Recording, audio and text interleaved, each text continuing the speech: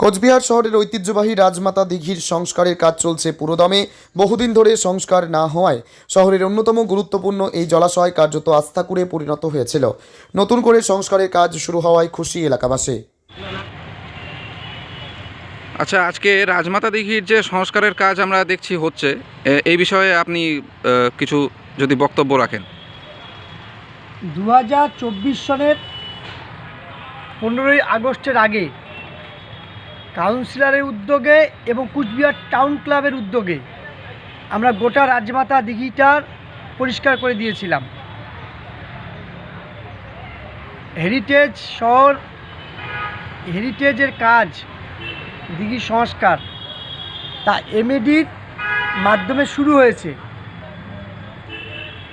পরবর্তীতে রাজমাতা দিঘির একটা নোংরা আবর্জনায় বিভৎসতায় পরিণত হয়েছিল।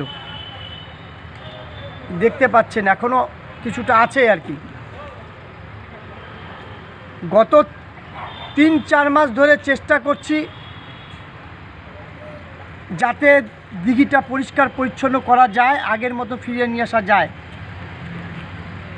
ইতিমধ্যে দুবার কাউন্সিলরের উদ্যোগে সরাসরি মুখ্যমন্ত্রীকে বলো সেখানে যোগাযোগ করেছিলাম।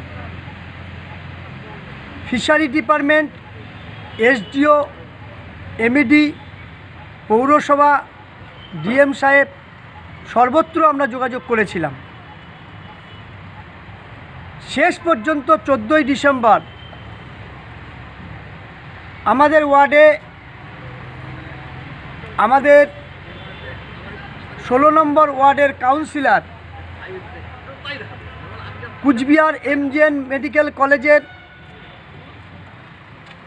জনপ্রতিনিধি হিসাবে দায়িত্বেও আছেন অভিজিৎ দে ভৌমিক, তিনিও চেষ্টা করে এমডির সঙ্গে কথাবার্তা বলে